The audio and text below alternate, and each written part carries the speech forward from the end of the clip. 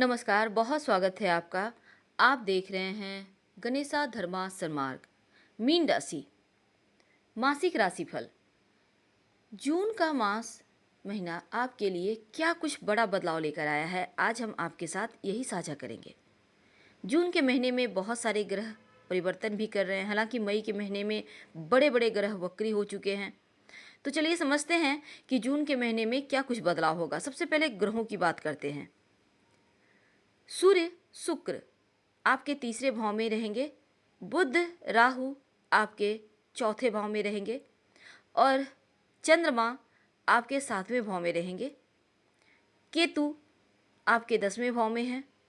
देवगुरु बृहस्पति और शनिदेव आपके 11वें भाव में हैं और मंगल देव आपके 12वें भाव में हैं। तो ये जून का महीना शुरुआत से ही आपके जीवन में सुख, शांति, समृद्धि ला रहा है, क्योंकि इस समय 7वें घर में चंद्रमा है, जो कि पारिवारिक जीवन में सुख सुविधाएं बढ़ाएंगे, पारिवारिक जीवन में खुशियां लाएंगे और आपके जीवन को सुखों से, खुशियों से सराबोर कर देंगे। जीवन में जो आपाधापी थी, बहुत सारे टेंशन थे, बहुत सारे उठापटक चल रहे थे, वो समाप्त होगी। यहाँ पर स्थिरता आ जाएगी, अस्थायित्व आएगा। अब तमाम चीज़ें आपके पक्ष में धीरे धीरे आती चली जाएंगी। आपका मान प्रतिष्ठा बढ़ेगा समाज में और दूसरी तरफ चीज़ें सब कुछ बेहतर तो हो रही है। और इस बीच बात कर लेते हैं ग्रहों का वक्री होना आपके जीवन में क्या कुछ बदलाव लेकर आएगा। तो शनिदेव 11 मई को वक्री हो चुके हैं और वक्री शनि इस जून के महीने में आप मीन राशि वालों, चूँकि आपके लाभ स्थान पे वक्री हुए हैं ना, तो व्यापार, काम, कारोबार में आपका बहुत खूबसूरत वक्त है, बढ़ेगा दिन दूनी रात चौगुनी गति से। दूसरी तरफ आपका मान सम्मान बढ़ रहा है। जीवन में जो कुछ खो गया है, जो पीछे छूट गया है, फैक्ट्री इंडस्ट्री बंद हो गई है, आपका कारोबार बंद हो गया, बुरी तरह से चौपट हो गया है, धीरे धीरे वो चीज़ें अब बेहतर होगी, दोबारा से सुधार होने के योग हैं। लेकिन आपको इसमें मेहनत करना होगा, आगे बढ़ना होगा, आगे बढ़कर संभावनाओं को तलाशना होगा कि कहाँ पर काम करें कि आपको लाभ मिले। और जब देवगुरु बृहस्पति जो आपके राशि के स्वामी हैं, वो भी नीच थे मकर राशि में, अब वक्री हो चुके हैं, तो उनकी नीचता समाप्त हो गई है। अब आपके राशि के स्वामी, आपके करियर के स्वामी, मान सम्मान के स्वामी, आपके स्वास्थ्य के स्वामी अब धनु राशि में आ रहे हैं। अब लाभ स्थान से वक्री होकर स्वराशि की तरफ चल रहे हैं ना, तो यहाँ पर आपके स्वास्थ्य में वृद्धि करेंगे देवगुरु। आपके करियर में भी एकदम से आप देखिएगा सब कुछ बंद है, ठप है, और अचानक से सब कुछ बेहतर होने लगा। जीवन में मान सम्मान बढ़ेगा। ये समय आपके लिए बहुत खूबसूरत है। दूसरी तरफ शुक्रदेव भी वक्री हो गए 13 सितंबर को और वो 25 जून तक वक्री रहेंगे। अब यहाँ पर मीन राशि वालों, अगर आप व्यापारी हैं तो यहाँ पर व्यापार से संबंधित फैसले लेते समय बहुत सावधान रहिएगा, क्योंकि जल्दबाजी में अगर कोई काम करते हैं, कोई बड़ा फैसला ले लेते हैं, तो हो सकता है आपको लाभ की जगह नुकसान हो जाए। तो इससे आपको बचना होगा, बहुत संभल कर आगे बढ़ें।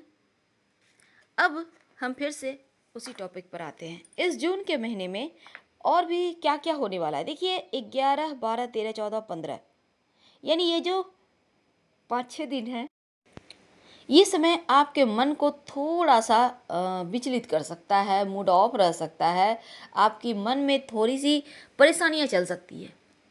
चंद्रमा की स्थिति के कारण चूंकि होगा, इसमें आपका कसूर नहीं है।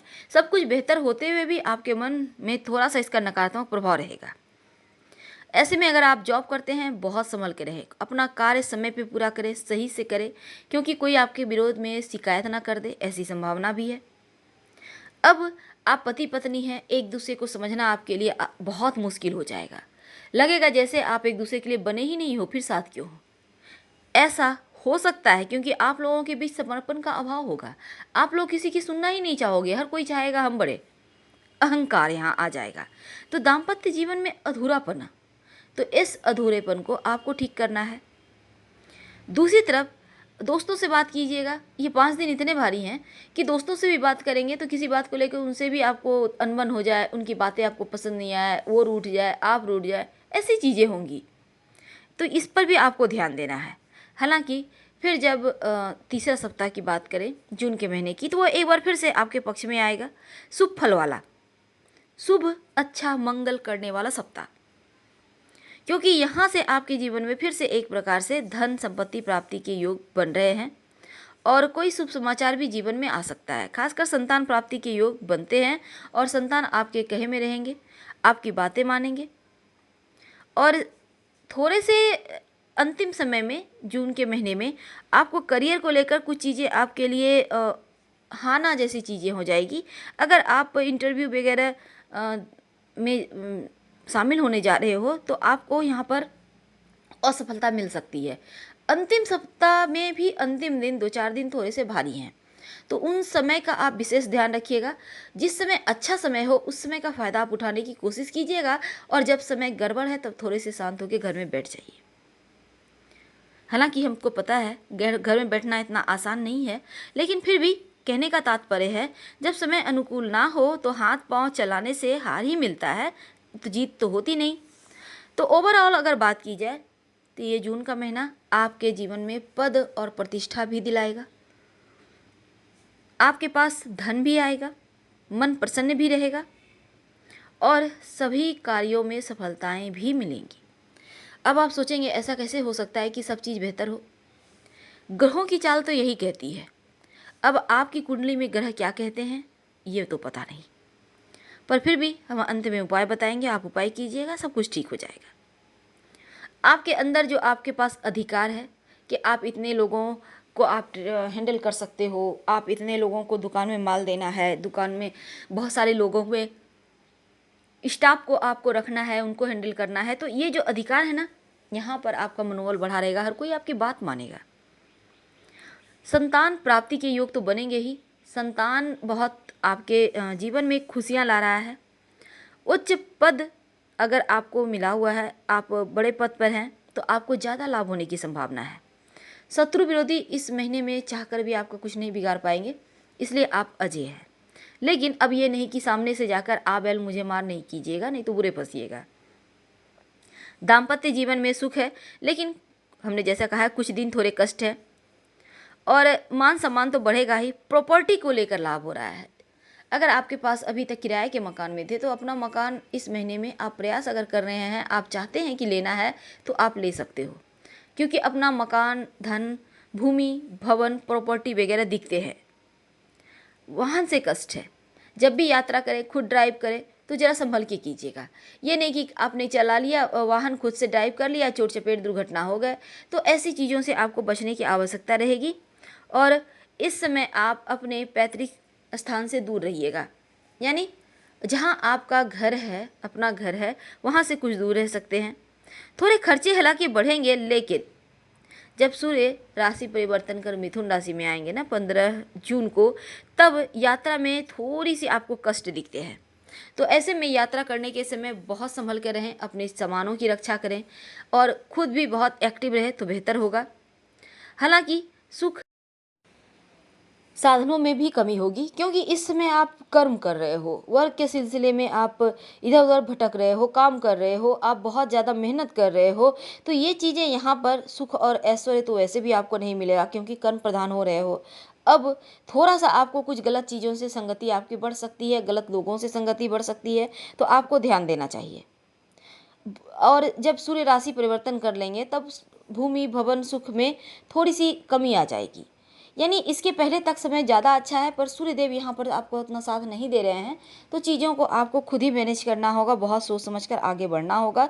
और इसमें जो आपके अपने हैं, जो करीबी हैं, जो आपके साथ काम करते हैं, जो अभी तक आपकी जी हुजूरी कर रहे थे, अब वो भी आपके विरोध में आ सकते हैं।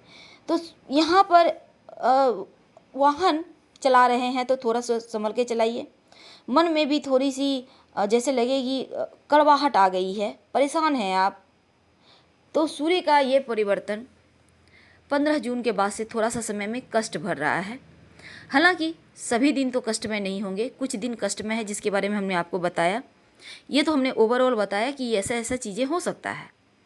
सूर्यदेव को रोज 1 लोटा जल अर्पित करें और वहीं पर बैठकर या खड़े होकर हनुमान चालीसा पढ़ें और संभव हो तो ओम आदित्याय नमः का भी जप कर सकते हैं। आदित्य हृदय स्तोत्र का पाठ कर सकते हैं। अगर स्वास्थ्य समस्याएं ज़्यादा परेशान करें तब राम रक्षा स्तोत्र का पाठ नित्य दिन सुबह नहाने के बाद कीजिएगा। तो ये महीना आपके लिए बहुत खास है, बहुत अलग है और जीवन में बहुत सारे बदलाव लेकर आया है। फिलहाल आपसे विदा लेंगे। पसंद आए तो लाइक कर सब्सक्राइब कीजिएगा। हर हर महादेव। धन्यवाद। फिर मिलेंगे किसी नए टॉपिक के साथ।